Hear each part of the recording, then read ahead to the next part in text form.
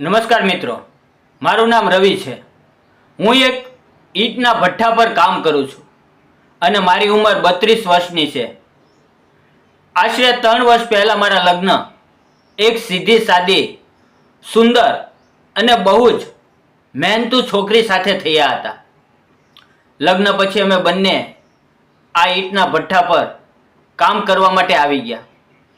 મારી પત્ની મને બહુ પ્રેમ કરતી હતી, દરેક કામમાં મારો સાથ આપતી અને મારા સુખ દુઃખમાં મારી સાથે ઊભી રહેતી। અમે રોજ સવારે વહેલા ઉઠતા, તે રસોઈ બનાવતી અને હું માટી ગૂંથવાનું કામ શરૂ કરી દેતો।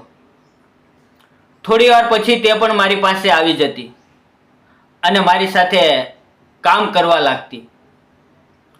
દિવસભર અમે બંને ઈંટો બનાવતા।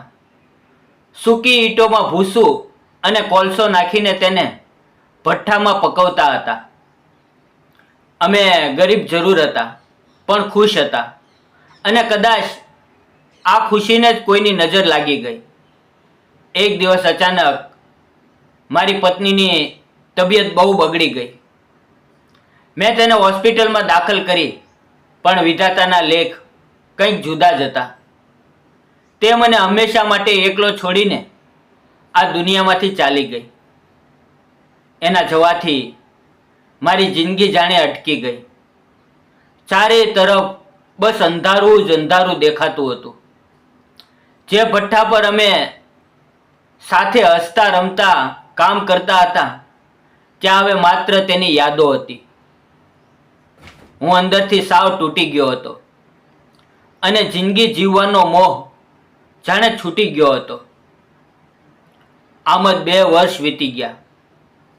એક દિવસ મારા ભઠ્ઠાની બાજુમાં જ એક ખાલી ઝૂંપડીમાં એક નવો પરિવાર રહેવા આવ્યો। એ પરિવારમાં એક ઘરડા મામા મામી અને તેની સાથે એક 24-25 વર્ષની યુવતી હતી, જેનું નામ સાનિકા હતું। સાનિકા દેખાવમાં બહુ સુંદર હતી। તે ક્યારેય કોઈની સાથે વધારે વાત નહોતી કરતી, બસ પોતાના કામમાં પરોવાયેલી રહેતી। ધીમે ધીમે મને ખબર પડી કે સાનિકાના લગ્ન માત્ર 1 વર્ષ પહેલાં થયા હતા, પણ એક અકસ્માતમાં તેના પતિનું અવસાન થઈ ગયું। ત્યારથી તે સાવ એકલી થઈ ગઈ હતી અને તેના મામા મામી તેને અહીંયા પોતાની સાથે કામ પર લઈ આવ્યા હતા। જ્યારે મેં તેની આ કહાની સાંભળી, ત્યારે મારા દિલમાં તેના પ્રત્યે ઊંડી સહાનુભૂતિ જાગી।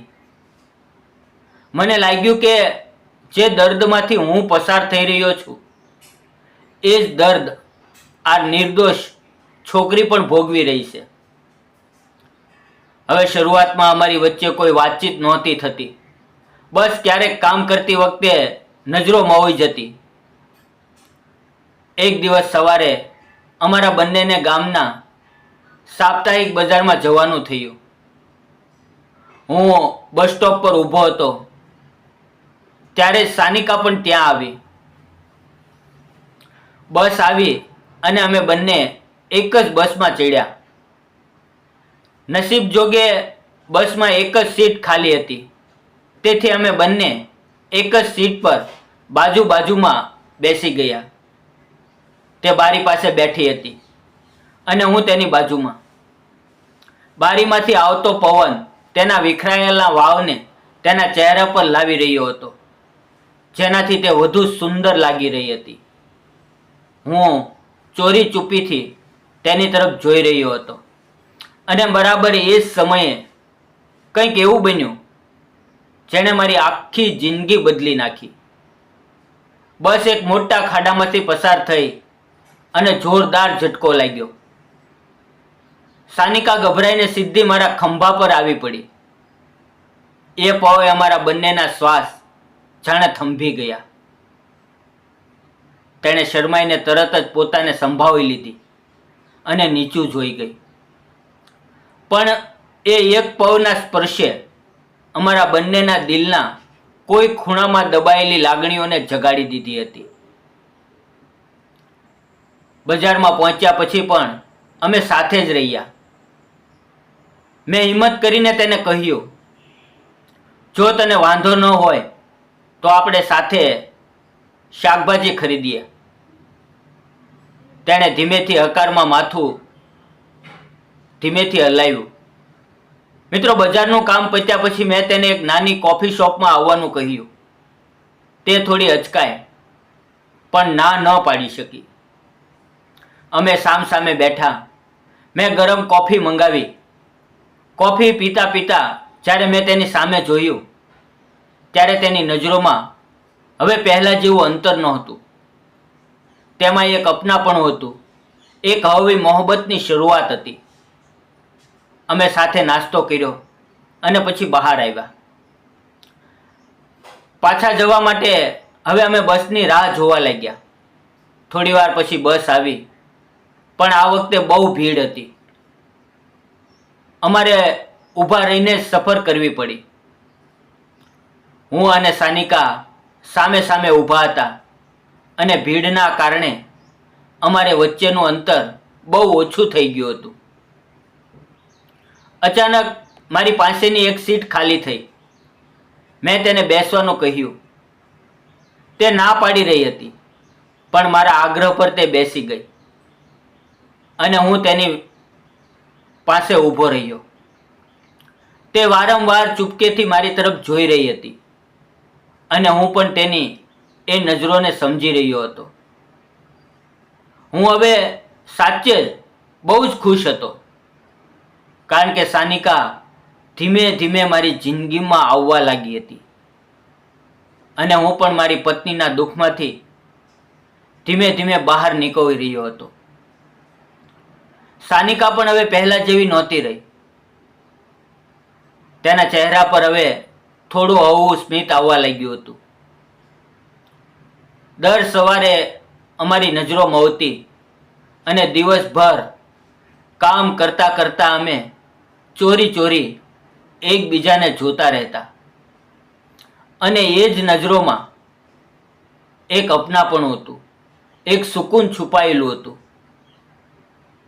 આમાં ધીમે ધીમે દિવસો વીતતા જતા હતા.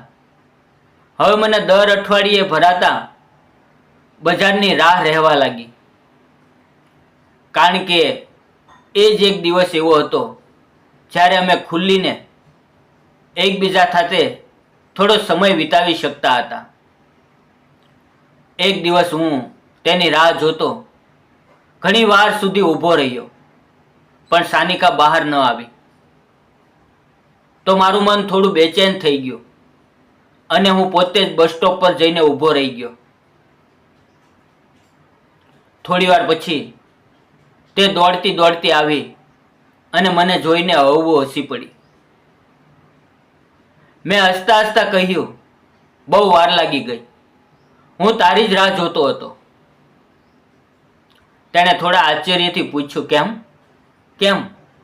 તો હું થોડો સંભાવતા બોલ્યો, એવું કંઈ નથી, બસ વિચાર્યું કે તારો સાથ મળી જશે. આવું સાંભળીને તે હળવેથી શરમાઈ ગઈ અને અમે બંને ફરીથી બજાર તરફ નીકળી પડ્યા. ત્યાં જઈને અમે હંમેશાની જેમ શાકભાજી અને કરિયાણાનો સામાન ખરીદ્યો, પણ આજે કંઈક અલગ હતું. આજે અમારા દિલની વાતો જાણે પોતાની મેળે બહાર આવવા તૈયાર હતી. હું તેને ફરી એકવાર કોફી શોપમાં લઈ ગયો. આ વખતે અમે કોલ્ડ કોફી મંગાવી અને સામસામા બેસી ગયા. પણ દિલથી અમે પહેલા કરતાં વધારે નજીક આવી ચૂક્યા હતા. થોડી વાર સુધી અમે બંને ચૂપચાપ બેઠા રહ્યા. એ ખામોશીમાં પણ ઘણું બધું હતું, જાણે બંને એક જ વાત વિચારી રહ્યા હોય પણ કહેવાની હિંમત ન જુટાવી શકતા હોય.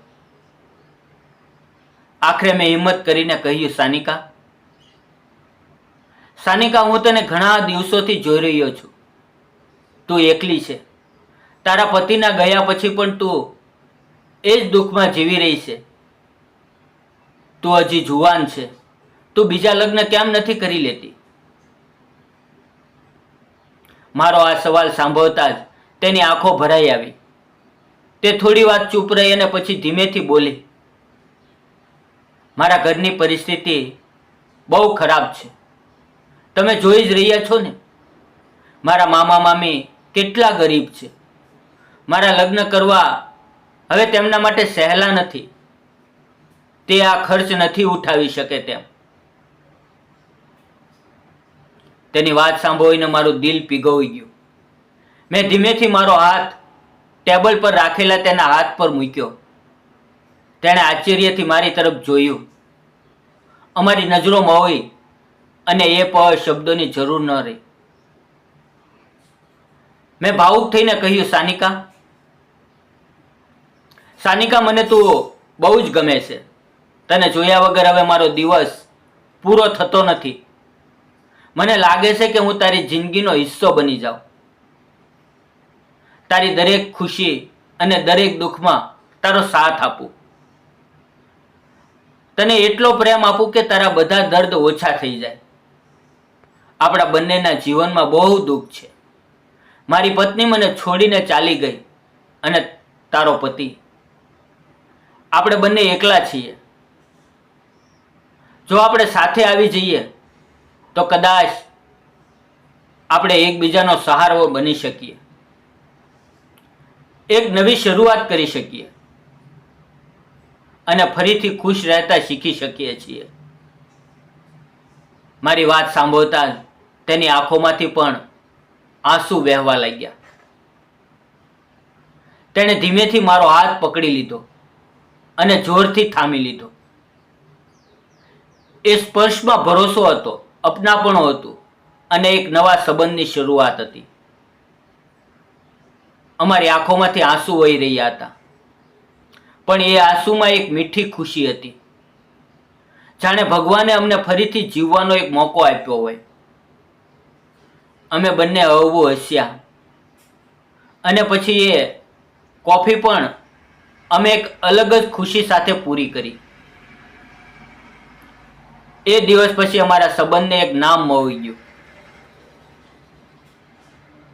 અમારી ખામોશી હવે શબ્દોમાં બદલાવા લાગી અને અમારો સાથ એક નવી સફરમાં બદલાઈ ગયો. મિત્રો, થોડા જ દિવસો પછી મેં તેના મામા સાથે વાત કરી. તેણે મારો સ્વભાવ જોયો હતો અને મારા દર્દને પણ સમજ્યા હતા. તેથી તેણે વધારે વિચાર્યા વગર અમારા સંબંધને મંજૂરી આપી દીધી. અમારી ખુશીનો કોઈ પાર ન રહ્યો. થોડા જ દિવસમાં અમારા એક સાધારણ પણ દિલથી જોડાયેલા લગ્ન થઈ ગયા.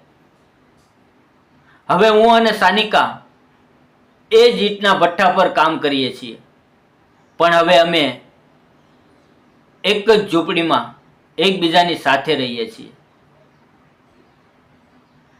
અમે બંને એકબીજાને સાચો પ્રેમ કરીએ છીએ, એકબીજાનો ખ્યાલ રાખીએ છીએ. તે રોજ મારા માટે પ્રેમથી રસોઈ બનાવે છે, મને પોતાના હાથે જમાડે છે અને તેની નાની નાની વાતોમાં મને ફરીથી જિંદગી જીવવાનો અસલી આનંદ મળવા લાગ્યો છે. હવે અમારા જીવનમાં મુશ્કેલીઓ તો છે, પણ અમે એ દુઃખને અમારા પ્રેમથી ભરવાની કોશિશ કરી રહ્યા છીએ. એકબીજાનો સહારો બનીને, એકબીજાને સમજીને અમે અમારો નાનો એવો સંસાર ખુશીથી જીવી રહ્યા છીએ. મિત્રો, તમને શું લાગે છે? અમે જે કર્યું તે સાચું હતું કે ખોટું? તમારો અભિપ્રાય કોમેન્ટમાં જરૂર જણાવજો. મિત્રો, જિંદગી ક્યારેક આપણને એવા વાહક પર લાવીને ઊભા રાખે છે